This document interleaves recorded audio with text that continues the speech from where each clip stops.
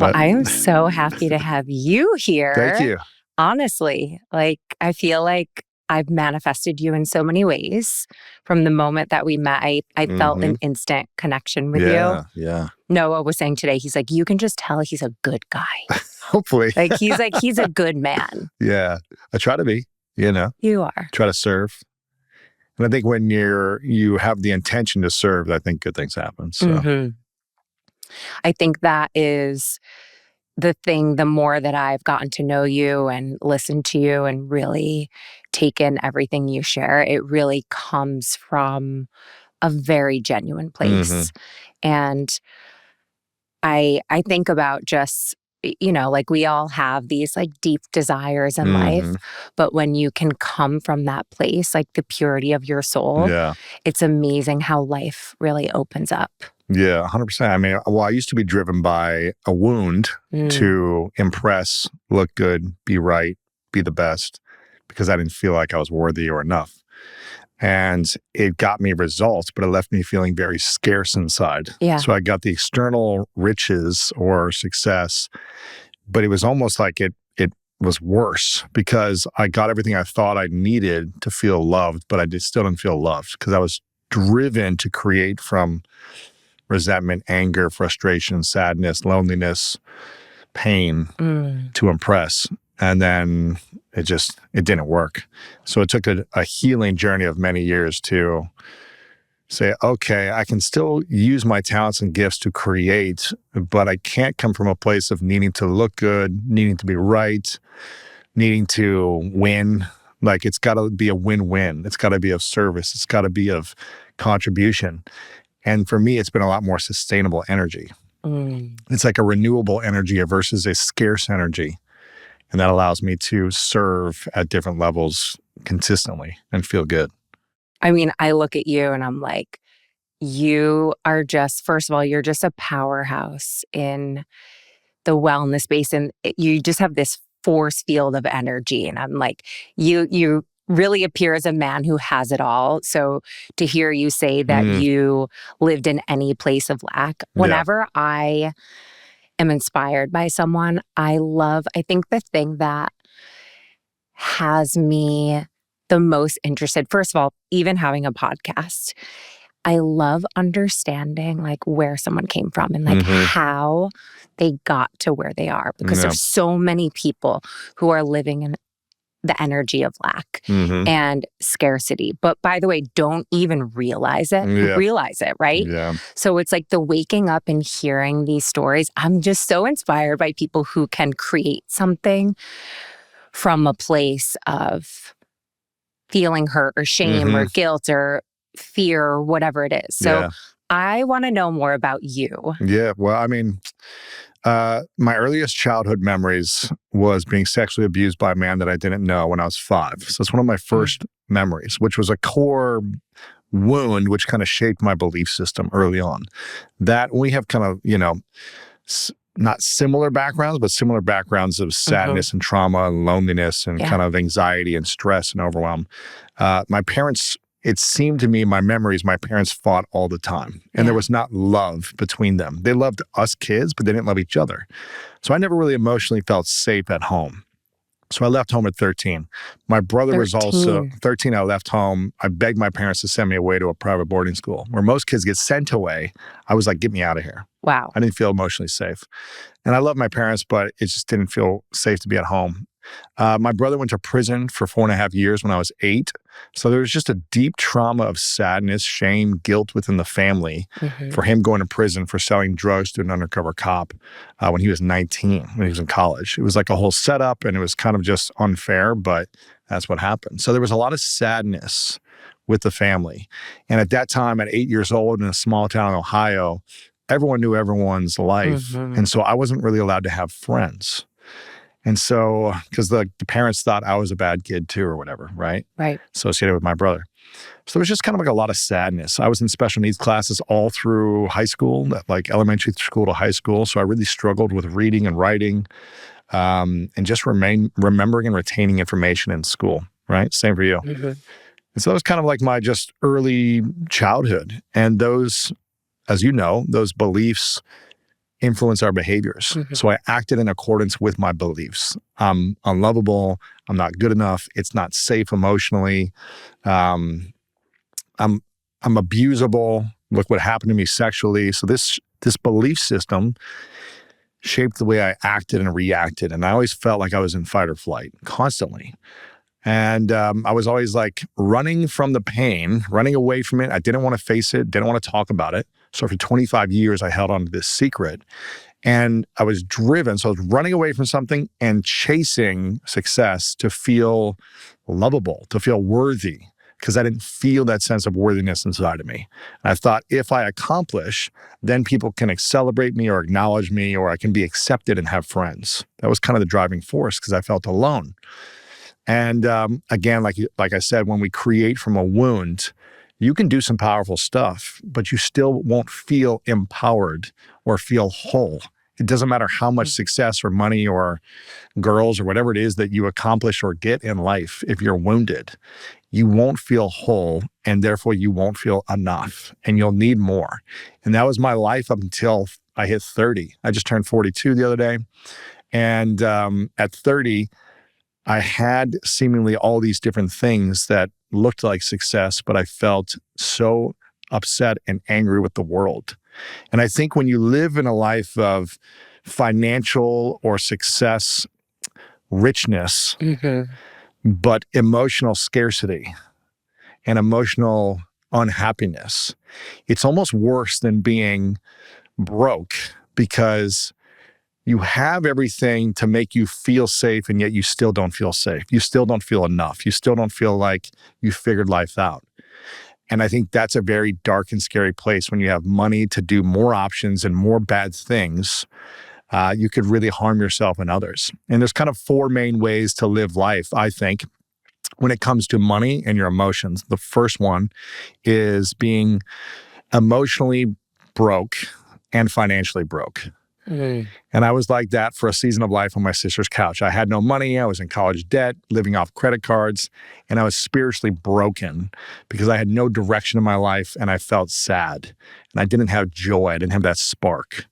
That's the kind of lowest frequency level to be in, that no one wants that. No one wants to be poor and broke, and also having zero direction in life and zero joy. The second one is being financially broke, but spiritually abundant. Feeling rich inside, feeling like possibilities are in front of me, feeling excited about life, building momentum, developing skills, overcoming fears, creating new relationships, and feeling like, wow, the wonder of life. And I felt that at the second phase of living on my sister's couch in my mid-20s. For a year and a half, I was living there. And as I started to overcome fears, get mentors, I was like, I can do anything. I was like, I'll do whatever. I can dream big and look at all the momentum I'm building. But I still had no money, but I felt rich inside. The third kind of level of living for me is having the money, but feeling emotionally bankrupt. And that was a scary kind of, 5-year run.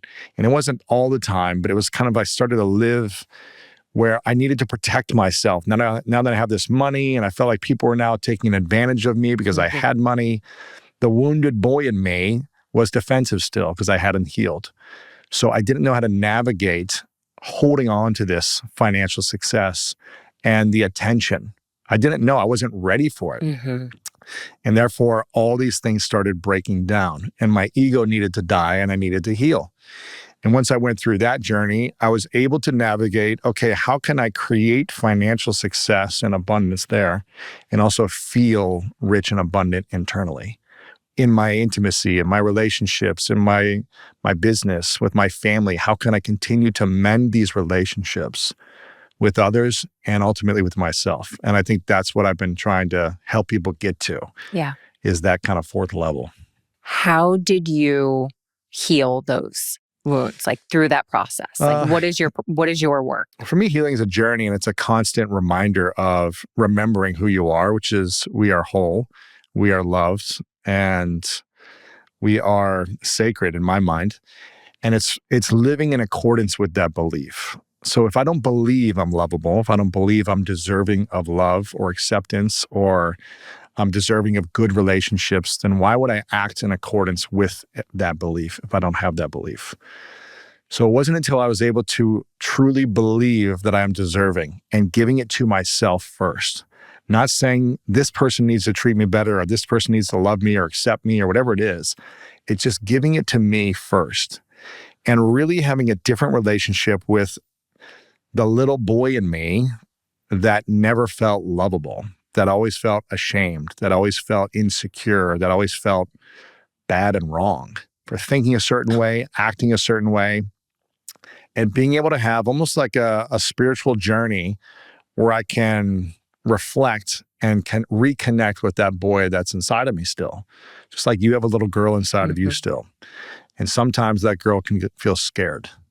You know, you're taking on the world. You have this massive platform. You have this community. You have employees. You have kids.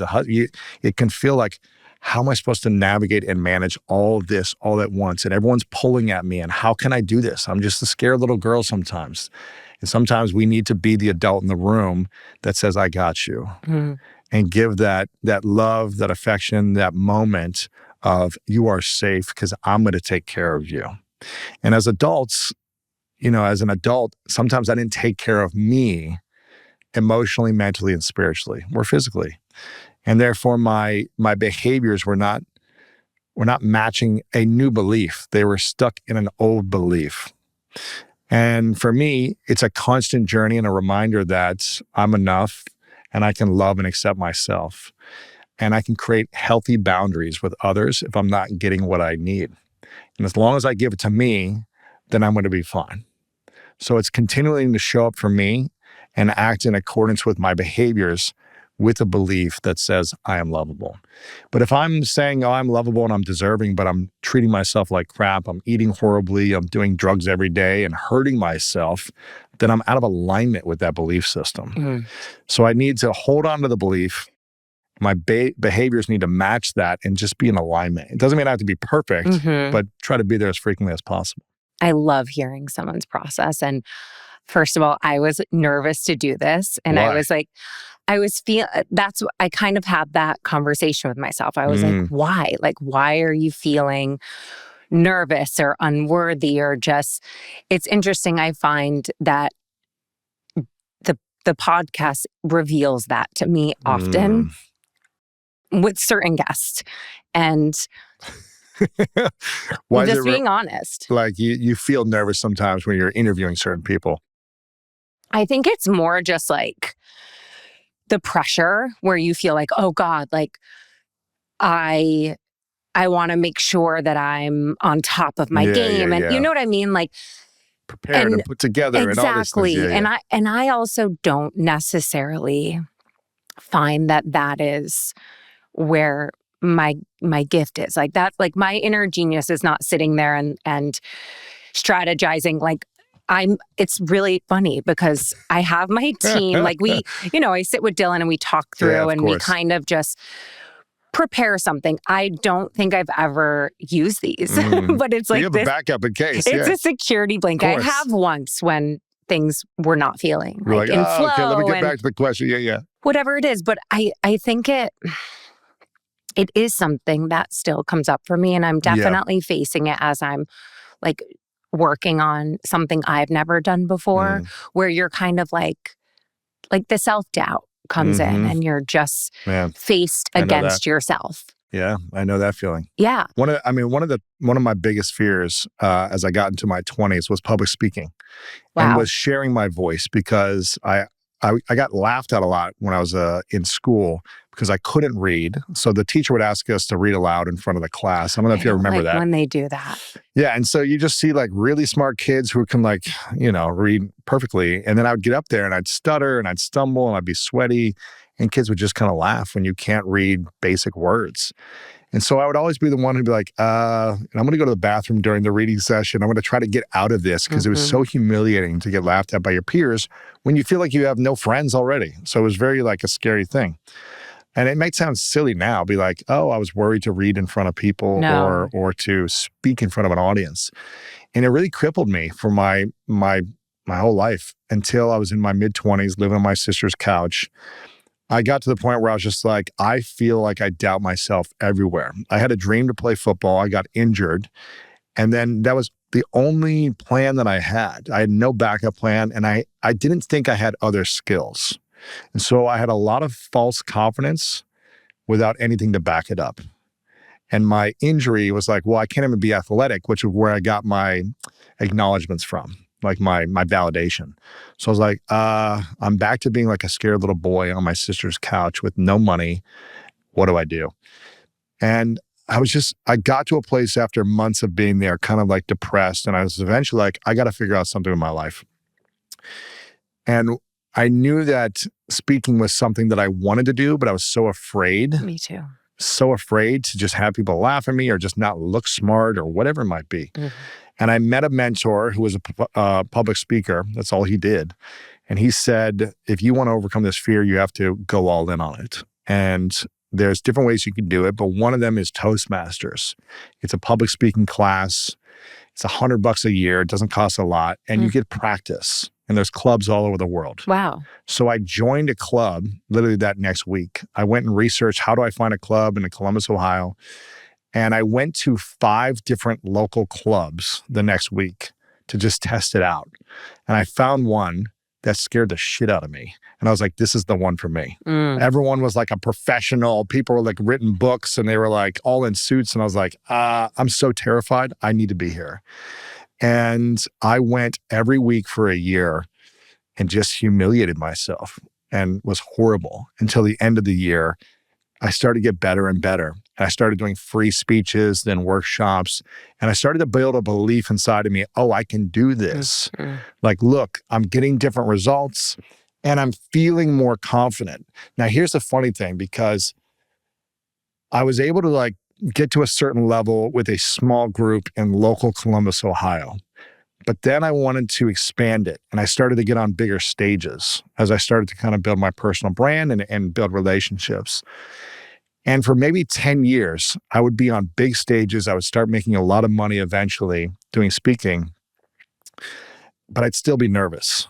I'd still doubt myself because I'm on stage with, I don't know, massive names in the industry. And I'm like, who am I? I'm just this little kid from Ohio who's afraid to speak in front of people.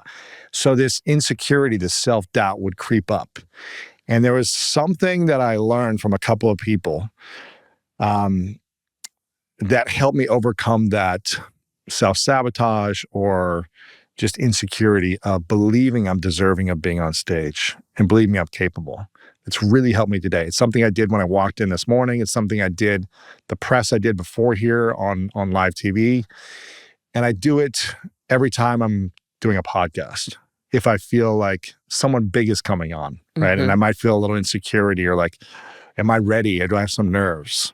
So this will be a little tool for you if you want to use it. One of it is my friend Rory Vaden said, it's hard to be nervous when your heart's on service. It's catchy, but what if I just think I'm here to serve? Yep. I'm not here to look good. I'm not here to say the perfect thing. I'm not here to say the funny joke. Like if it happens, great. But if I stutter, if I mess up, it's okay as long as I'm here to serve. And if I continue to live with that intention of service, hopefully good things will happen. That's the first thing. The second one was another friend and mentor of mine. I was about to go on stage at a big event. Maybe it was like 5,000, 6,000 people.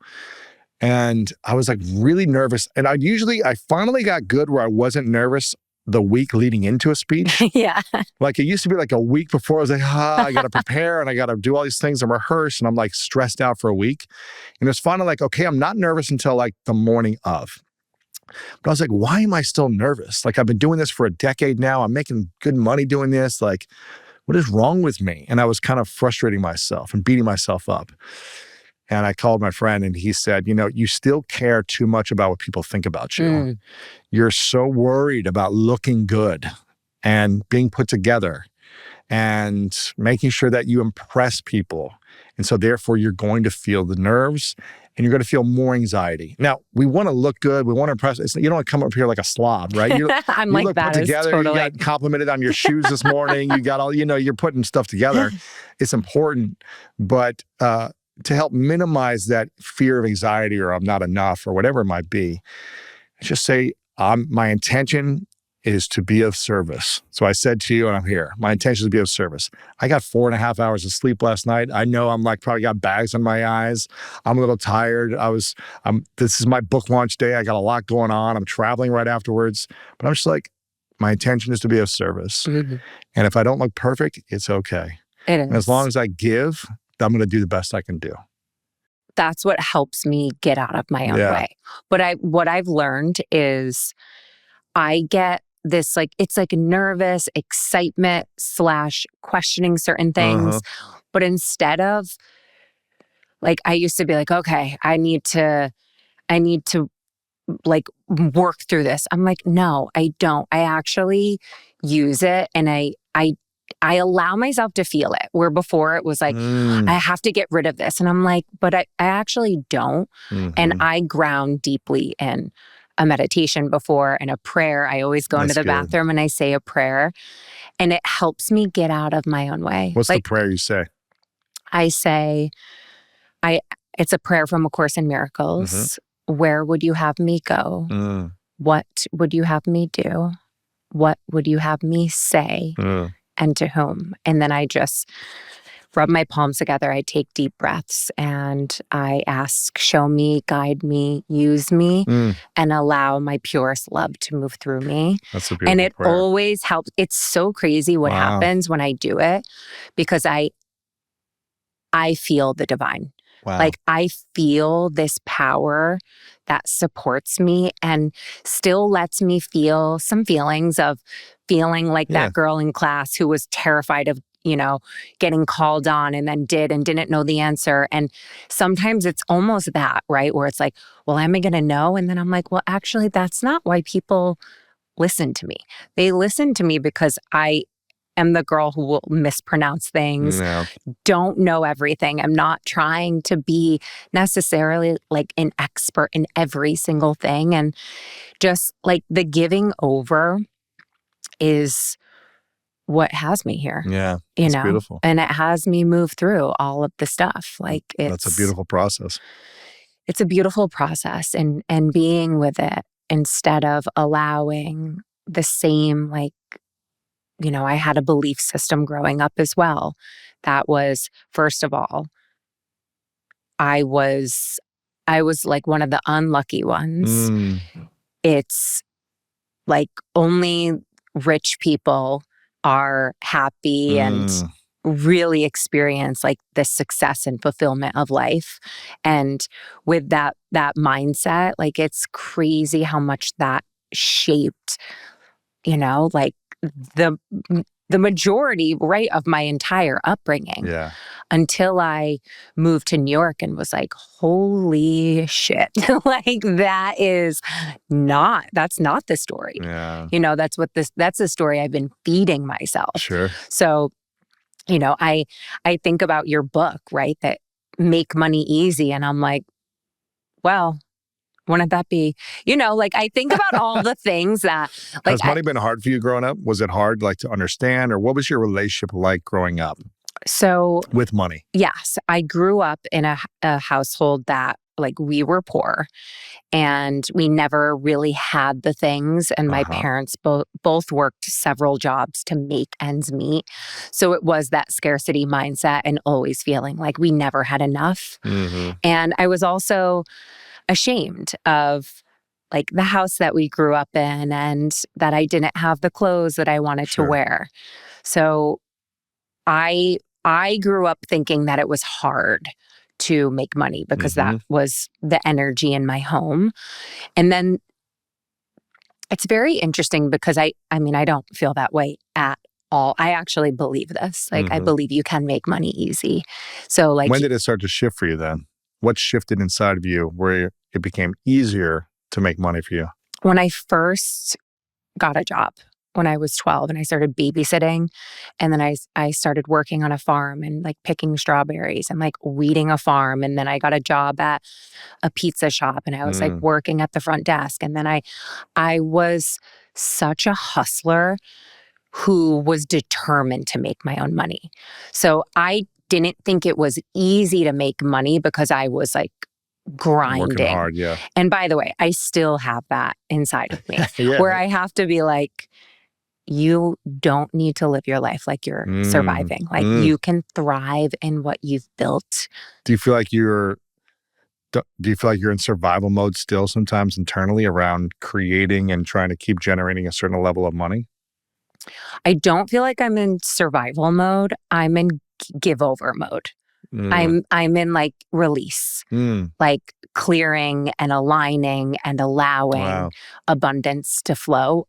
Because I also have these moments where I do get into that just mode of, you were offered this massive deal. You said no. I said no. Yeah. And it That's was like the powerful. biggest deal That's that I powerful, though. ever said no to. And like anyone who looked at this on paper would have been like, what is wrong with you? Yeah. And Well, you know your worth. it's all about, I know my worth. And it's the energy around The alignment, it. it wasn't there. It wasn't there. And when chemistry isn't there it's not just about like the money in that moment. It's the output of energy. Of course, it's a lot of energy. That you have to put into something. And then I also have to look at where I'm taking it away from. And it's really helped me make some major decisions. That's beautiful. Let me ask you a question, Melissa. If money was a person, imagine money. The idea of money represents in a person, and money walked in the door right now and was standing right in front of you. How would you react, think, or respond to the idea of money being in front of you? I love you. Yeah. Like that's my instant. I am not afraid to say this, and this is bold, but I am a money magnet. And it sounds like ego. It's really not. I have found, and even from like, I look at my life and I look at even just with some of my siblings and, there's a lot of paycheck to paycheck energy or there's no paychecks for some. And I have felt this need to step in and be able to support and to help and to make ends meet. And okay, you can't, like, I'll work. And when I moved to New York, I was like, right before, I was working 3 jobs. I was working at an auto supply company. Don't ask. It was not a good fit, but I was determined to make that work because they were paying me great money. Sure. And then I was working at the Chanel counter in Macy's on the weekend. And then the evenings I was bartending. So I was just like always kind of making money and saving it and storing it like a squirrel. And then when I moved here, which also I've learned a lot about, and I want to hear all of your tips around this because I find them to be right, like dead on. But moving to New York and then realizing what I thought was a lot of money. You're like, oh, this is not. It was gone in a month. Yeah. I thought I was like rolling in the dough. And then it was like, all right, we have to get to work. And it was like that, like working at the Chanel counter in Bloomingdale's and then cocktail waitressing and then modeling on the side. Like it was like this constant kind of, but what I realize now is I was chasing. I was on this constant chase of filling a What were you void. trying to fill? I think just never feeling like I could have the things that I desired growing up. Like I remember being young and just driving by like certain homes and knowing with everything inside me that I wanted nothing more than like a beautiful home in my life. And like that meant so much to me. Why? Because I was made fun of because of the house that I grew up in. And I felt like it wasn't enough. And it's funny, when I drive by it now, every time I go home, I'm like, it's sweet. Yeah. It's really sweet. Yeah. And it's small.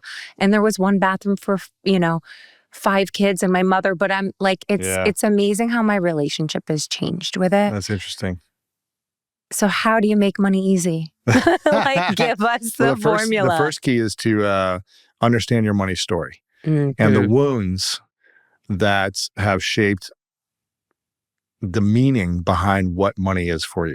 So if we don't start to assess our money story and look back at like these conversations that you just said about some of these moments, I was We didn't have a lot. We were trying to make ends meet. I was chasing all these things. This is part of your story. And some of these things might have served you, and some of these things maybe didn't serve you.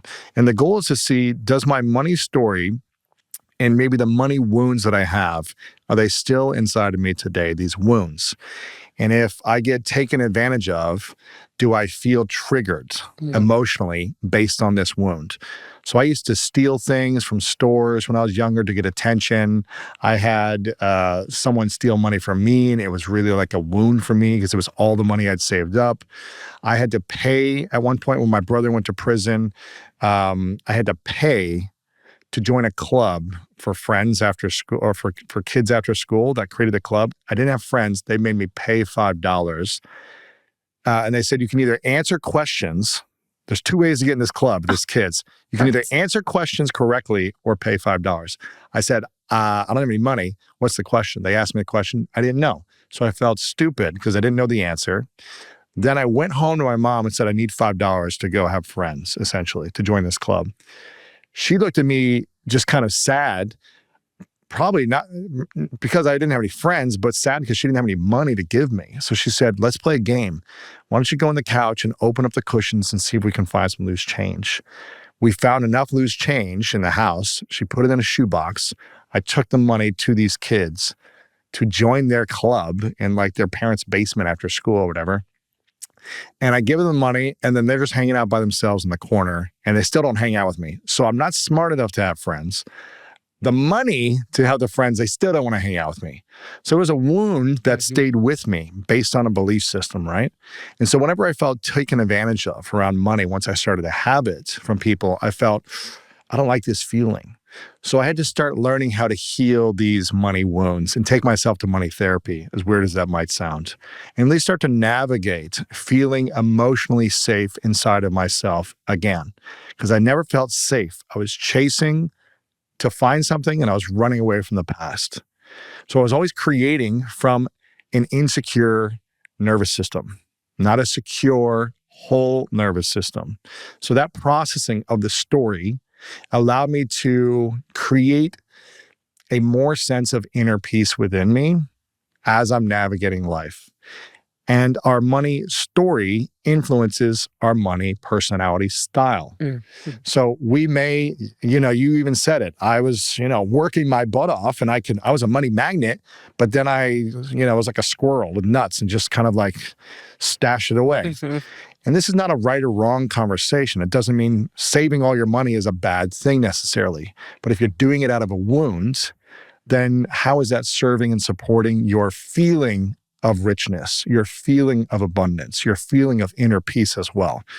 So when I got off my sister's couch and I started making money, and I finally learned how to make money, for the next, 6, 7 years, I was doing the same thing. I wouldn't spend it at all. I was terrified to go back and be broke on my sister's couch again. So I learned how to make money, which is hard to do if you've never done it. But then I was saving it. I was just hoarding it. I was so afraid. And I would look at it all the time. It's still there. Are you still in the bank? Am I stacking it up? Is it going up? Is it going down? And if it ever went down, it was like, I was like, I'm going to be broke. Even if I have millions in the bank, I was like, I don't want to go back to my sister's couch. The fear of that wound was deep, and I hadn't healed it yet. I had like $1 million in the bank, and I was taking Greyhound buses around the country. And I was taking the cheapest flight on Southwest in the middle seat, like that. Right? And I was sleeping on friends' couches still because I didn't want to pay for hotel rooms. I was like, any way to save. And there's value in being like frugal, right? There's value in saving. And I still take a hoopty Uber. You know what I mean? Yeah. There's value in that, Uber Ride or Uber Share, right? It's like there's value in doing that and being wise with your money. But there's also value in appreciating yourself and investing in your peace, investing in your time, investing in your comfort, so that when you're traveling, you have a nice bed and you're not on a friend's couch. There's value in investing in you as well, because it's reminding you that you are worthy of receiving. And if we don't give to ourselves what we want and what we need, then we're rejecting the abundance and the flow of growth in our life. And so I had to go back and really look at my money story, my money wounds, and start taking myself to money therapy, as weird as that might sound. And I had to assess why this story and these wounds make me act the way I do with my money personality style. And how is this working for me? Certain things are working for me very well. I was saving and buying life insurance at 27. I was like stacking all my retirement funds. I was doing I was diversified. I was doing everything early because I was like, I need to make sure the money's here in the future. I have like charity funds. I have all the accounts you're supposed to do, everything. And it still didn't feel good. So I had to learn how to shift my personality style. I would never wear anything nice. Never. I would wear the same like black t-shirt and black jeans every day. I wouldn't buy myself anything. This watch my friend gave me 2 years ago this week, 2 years ago on my 40th birthday. I didn't wear it for the first 6 months because I was like, I'm not a watch guy. I don't want to wear something nice. It's like too much money. Mm-hmm. And so these things have been like, I've had to create my own experiments where I can wear a nice watch and start to feel good about it, as opposed to I don't want to like be flashy or like have something too expensive on me.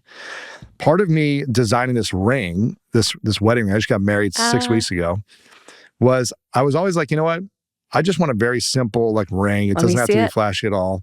But I was like, I'm going to Sick. get something that is the most elevated looking thing for me that I would never wear as an experiment in investing in me and feeling different about money. These are all experiments that I've been doing in the last couple of years. It's not like I've mastered this. It's a journey of experimentation, of growth, and shifting my money personality style to, again, feel more richness inside of me. And it's not about having more money and more expensive things on me, but it's about how can I feel peace with the abundance of opportunities and money around me?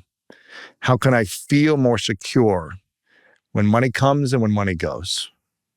How can I continue to be grateful when it comes to me and give it a place to go next and say, where do you want to go, money? Thank you for coming to me, whether you're a penny or $1 million.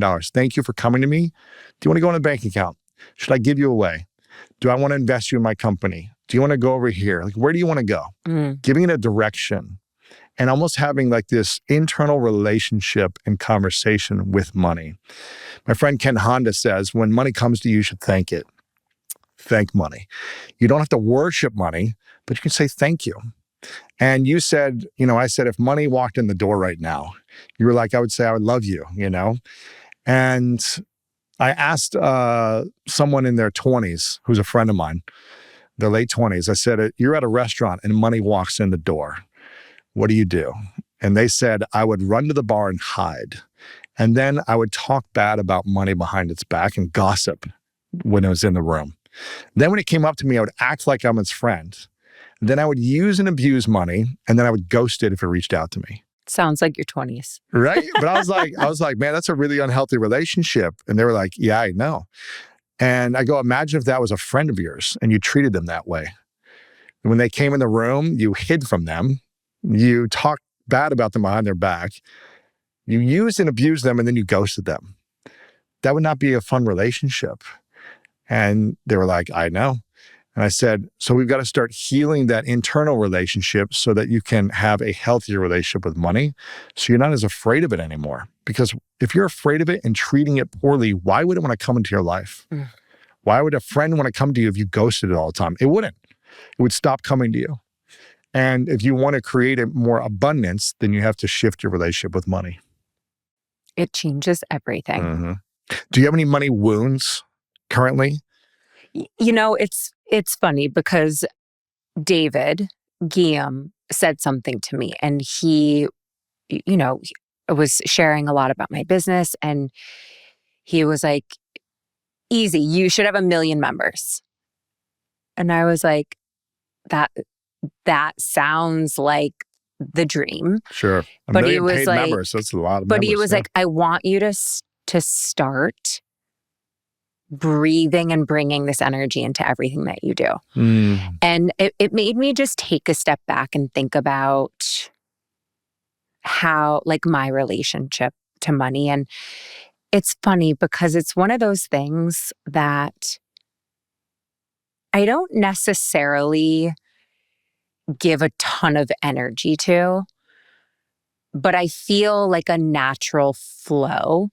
But when I go back to like what is important to me, it's really like spreading this message and the power of where it all starts. Mm. And it's through cultivating a strong relationship with yourself and like really building a better, stronger relationship with you. And when I think about that and with David saying a million, I'm like, yes, but I think I put my own almost like ceiling on things. Like Really? there, I think so. It's been this is so fresh because he was here like weeks ago. Uh-huh. And I've been thinking a lot about it and I've been meditating on it. And there is a part of me that has survivor's guilt. How so? I think about. I mean, because you've survived and thrived, you Yeah. mean? You're like, oh, but other people haven't.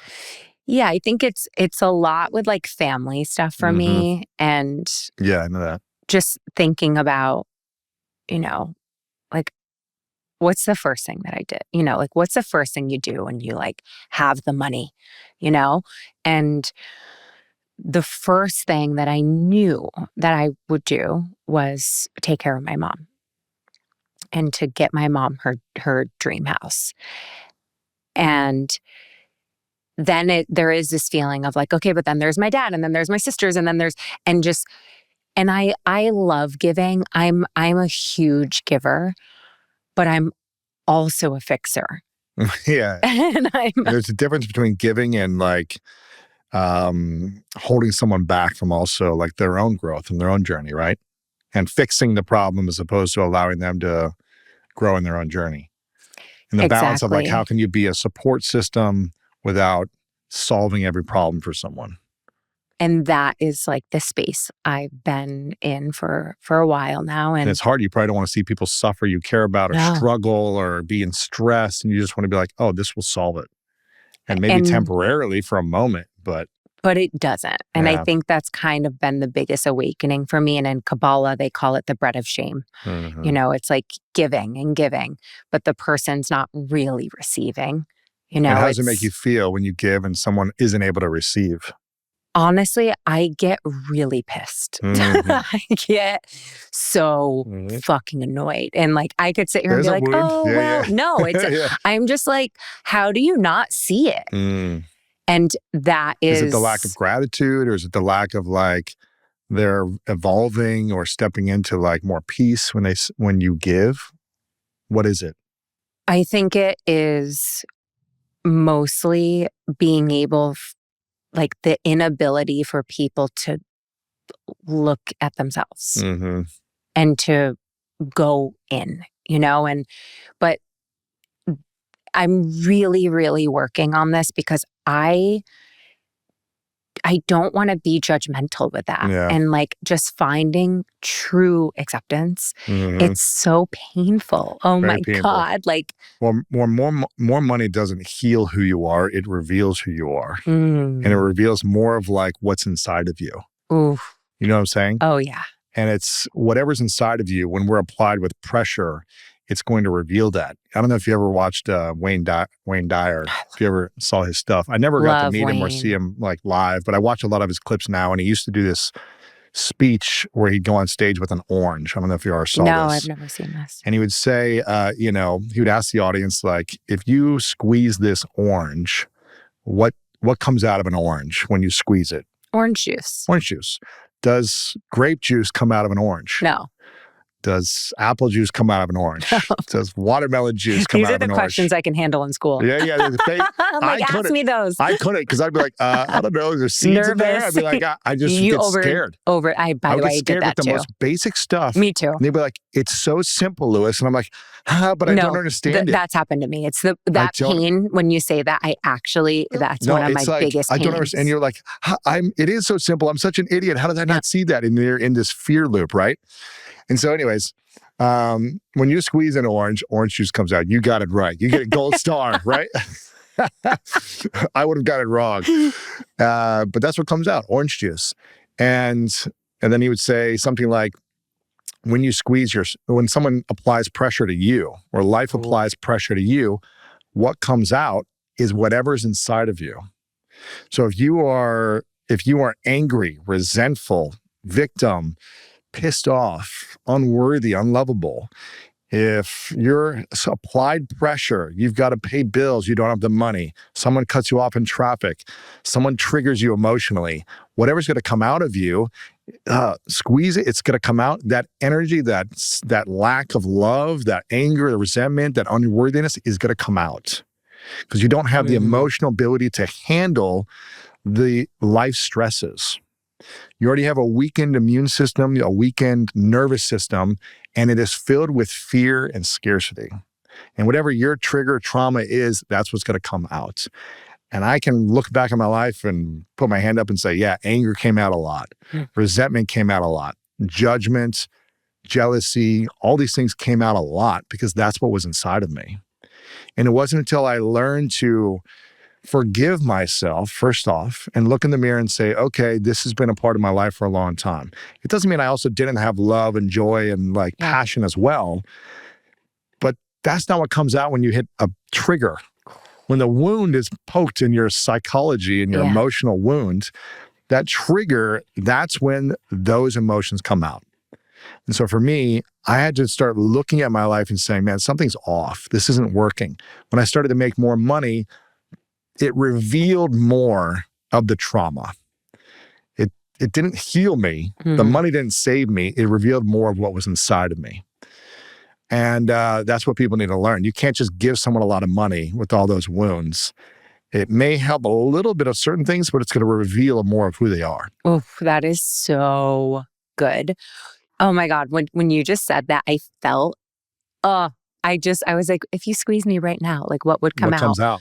I think immense gratitude, immense. And that is not to say that if you squeeze me all different times in the day, you'd get a lot of different things. Exactly. Yeah. But in general, if you're squeezed in your life, you have more gratitude than you do stress at the moment. Maybe a year or two ago. Oh, when we first met, I was in a bad place. And on the outside looking in, your community or people in the industry might be like, she's got it all figured out. She's on the cover of Sports Illustrated swimsuit edition. She's got millions of dollars. She's got millions of followers. Like, she's everywhere. How can her life not be amazing right now? But there was something inside of you were still healing or growing through. And there was a certain maybe ceiling that you broke through financially or success-wise that maybe you hadn't before 4 years ago, I guess, right? Like, you created a new level of abundance. And it sounds like your nervous system was probably just trying to figure out, how do I hold and contain all this energy? And it's a new level of energy that I'm just not familiar with. And every time we get into new levels of breakthroughs of abundance, if we're not emotionally ready for it, we're just going to feel the pressure and the stress a little bit more. And it's not a right or wrong, good or bad thing. It's just something to notice. And this is why a lot of people sabotage success, because they're not ready for it emotionally. They feel too much pressure, too much responsibility. Everyone and their friend is reaching out saying, can you give me a handout? Can you help me? Can you do this? You're expected to live up to some perfectionism, whatever it might be. And if we're not ready to say, I'm okay if this comes and if this goes, I'm okay, then we're going to feel like we're constantly trying to hold on to everything in our environment to try to keep it and not lose it. And if we can be okay with allowing money to come and go and knowing I'm safe either way, that's when more money will feel free to come to you.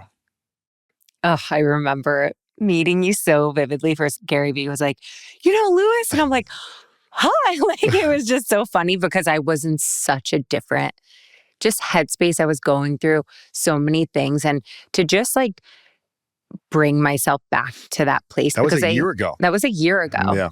And the amount of changes and shifts and like opening of energy that has literally been created from, first of all, identifying like what brought me into that state. And I think this is a really important conversation because in business, a lot of us are led to believe that the goal is to essentially like build it, and sell it.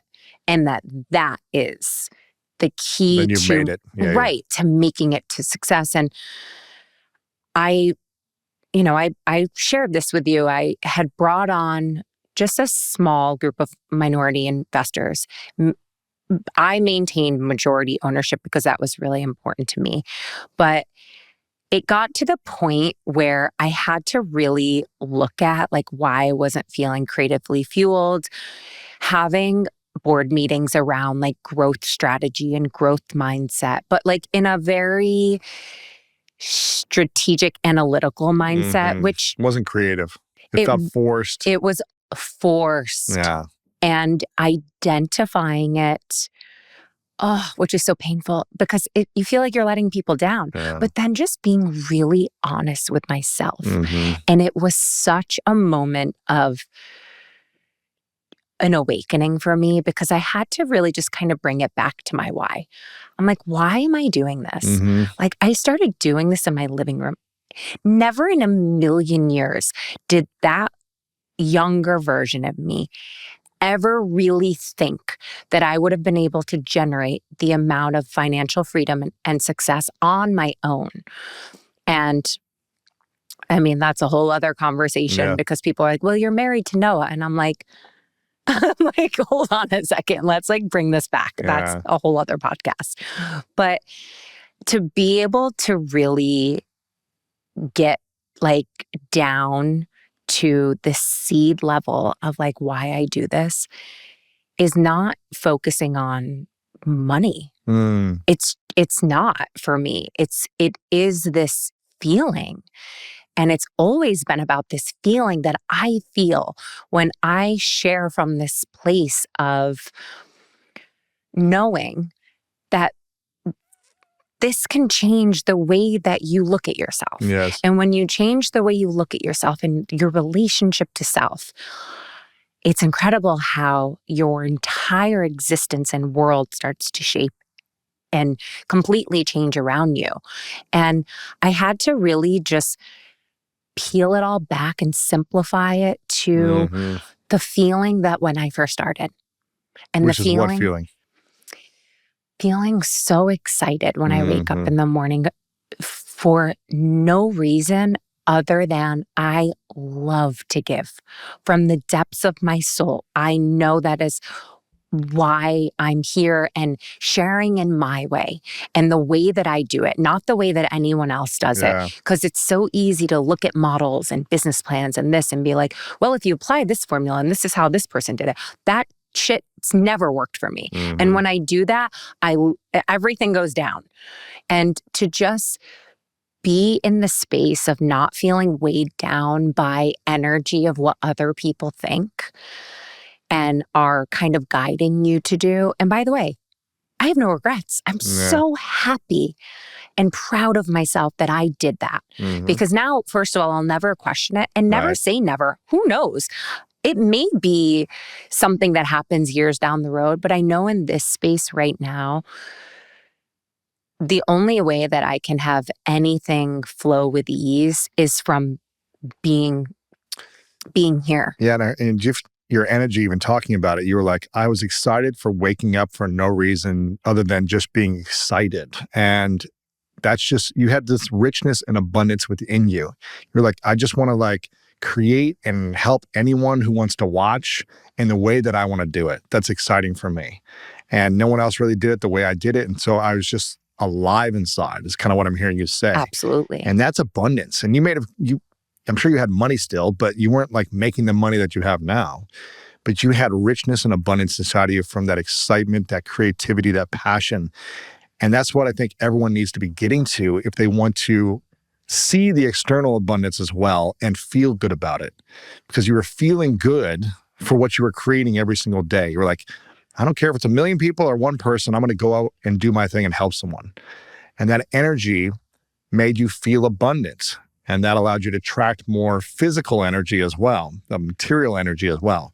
It's when we start to put the pressure on ourselves with that money, now I have to do a certain thing, when you started to feel less abundant internally. Mm. You started to feel stressed or anxious, or now what do I do? I have to impress these people or these investors. I have to do certain things a different way than what I originally did. It was performative. So you got away from that original richness and abundance and excitement and creativity. And now it sounds like you're going back to it. And you have to ask yourself, I don't know, David may be right or not. I have no idea. But you have to ask yourself, do I really want 1 million paid members? Maybe, maybe not. Like, is that what I truly want?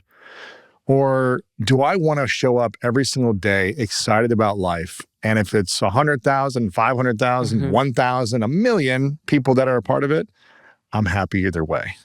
That's kind of more of how I'm wired. Yeah. I am I'm not going to be safe and good either way. Yeah, like I just feel the more that I'm in a space of literal flow with myself, with my family. And by the way, the flow gets interrupted all throughout the day, right? It's like you tell your child to do something. No, it's like, it's not like everything's just like, oh, yes, and perfect. And everything's coming to me. No, I work diligently. I am so devoted to myself first, to the way that I show up, to the way that I give, the way that I serve. And I find through, like, we had a very small, intimate, like, community event here. We just launched a community chat in the app and on the platform. So to be able to just think of, like, it's like That's cool. It's so cool. That's cool. But to have people here, it was really small. Kind of bringing it back to the original. Yes. And to connect with 40 That's cool. members. I love that. I loved it. And it just had this ease to it. And I love that is what I want. I, by the way, love to be challenged. I love to do things that challenge me, but to be in a space where just like my energy cracks open is when I focus on that, it all just keeps flowing naturally. That's cool. That's great. Yeah. And I think that's where you got to get to. Feeling the inner peace, the richness, the abundance internally. And it may not look like, I'm on this book tour right now. And we looking back, I'm learning lessons because I just got married a month and a half ago. And my agency was like, you got to do a book tour. And I was like, I really wasn't like clear if I wanted to do it, but they're like, let's do this. And we planned it like 6 weeks ago, like right before the wedding. So I'm planning a wedding. And then I was like, okay, let's do a book tour. And I was like, let's just do like New York and LA. They're like, no, let's go. So I was like, all right, if you guys think it's the right thing to do. Part of me was like, it might just be a lot right now. Yeah. I was like, it's all good. I was like, it might be a lot, but you know what? I'm going to serve.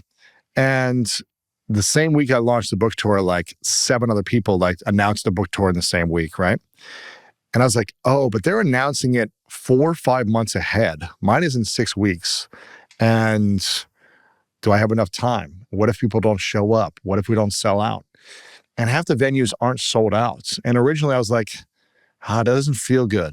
My ego is like, this isn't going to feel good, or it's not going to look good. And then I was like, what am I doing? I'm doing this to serve. I don't care if 100 people, 1,000 people, or 1 person shows up.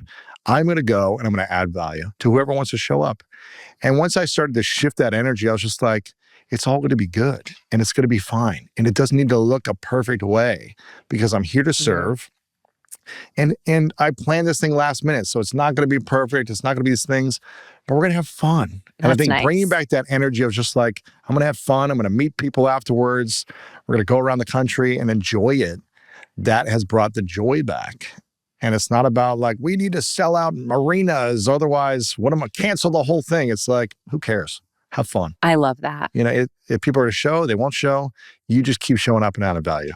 It's such a good headspace to be in. Yeah. Before any event, I still feel, I'm like, are you sure people are RSVPing? Right.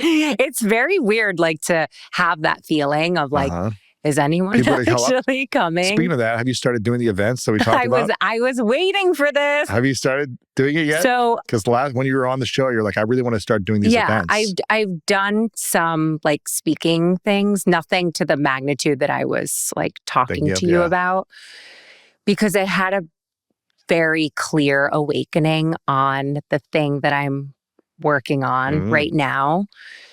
Where before, I think it was a lot of like the this, and doing some of the smaller, more intimate things, I think is just feels right. Feels right now with the thing that I really, really want to bring to life, that I feel strongly is going to open up just a new chapter of speaking. And I think my biggest thing that I'm really trying to be with right now, because such a natural hustler and deals are coming and I'm just like, the shiny carrots are shiny and I'm like, well, I can do that and I can do this.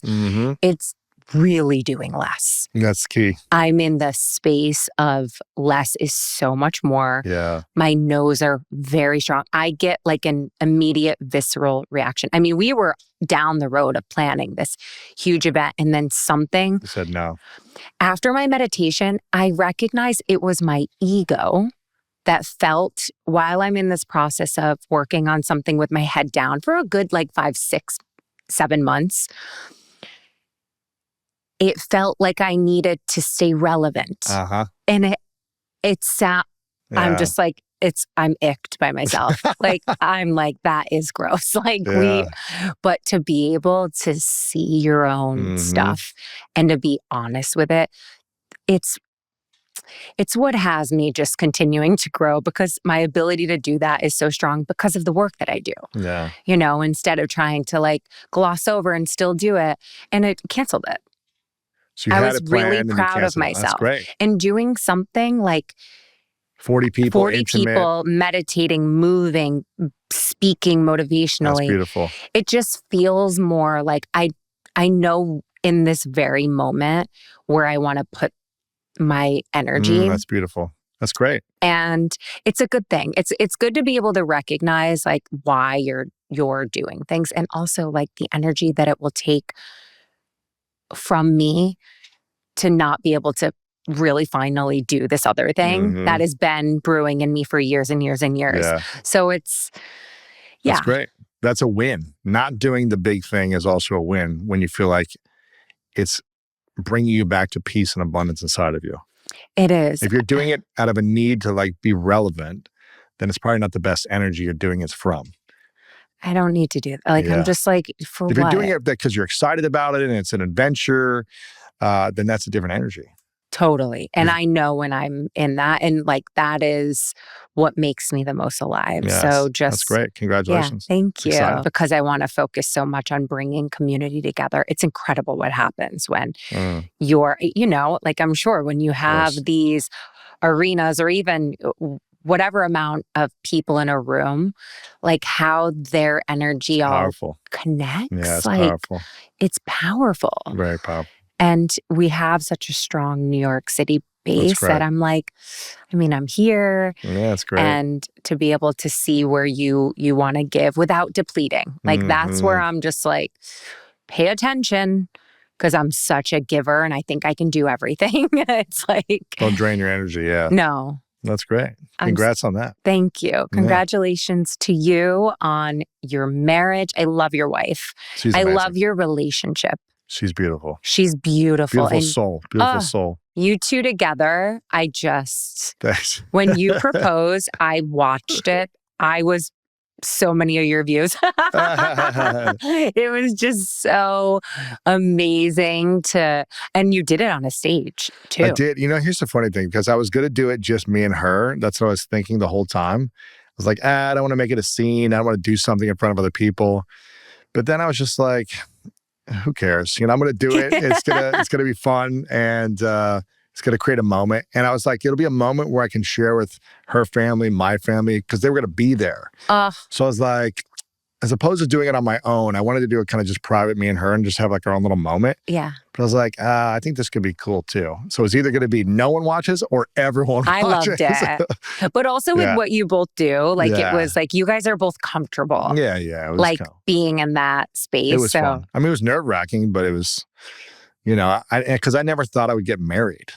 I was, really, well, not with her, but I mean, I never thought growing up I would get right. married because I was afraid of being trapped in a relationship that was loveless, because that's the model I saw with my parents. They got divorced, but they just fought all the time. And I was like, I don't want that. But I craved intimacy and connection and love. I craved those things. But I never knew how to do that with myself. And so I would get in relationships and then I would change myself to please the partner that I was with when they were never happy with who I was. So I was just like, how can I make you happy and how can I make you feel good? And then I would resent myself in the relationship because I didn't stand up for me. And I was too afraid of whatever consequences of screaming or someone being mad at me. I was like, I don't want that. I just need peace. But I didn't have peace within me. So I gave up my peace to try to create it. And then I continued to resent myself. And so that was a whole journey of feeling like, oh, I am safe with me. Whether she wants to be with me or not, I'm going to be me. And if she accepts me, then awesome. And that's when I started to feel safe. Oh, Yeah. yeah. I love that you shared that because like, you're such a man. Like, just hearing a man recognize that and to be able to, and I know I've heard you say this before from just like listening to your podcast, is that that you wouldn't have been able to like attract this kind of love. There's no way. If it wasn't for like the work that you do. The healing work. There's no way. No, I would have repeated it because I had a belief system and behaviors that matched that belief system. And I would have kept repeating that. And I would have kept changing who I was to try to keep the peace to make someone happy that I was with, because I wanted to keep the feeling of love alive. And I never wanted someone mad at me. And with Martha, just early on, I was just like, I'm going to tell you everything, the truth about my life. And it doesn't mean I maybe have some guilt or shame about my past, but I'm going to tell it to you. And if you can't accept me, then we can't be together about everything.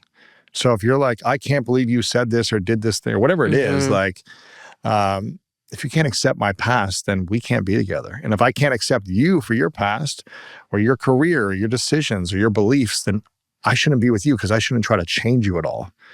We should be in alignment and acceptance of each other's beliefs and past relationships, whatever it might be, to be like, okay, this is who you are and this is what's gotten you to where you are now.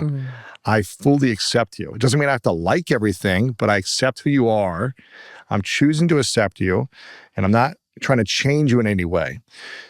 However, I told Martha that I'm not getting into a new committed relationship unless we go to therapy from the beginning. Wow. And that was the best thing I ever did.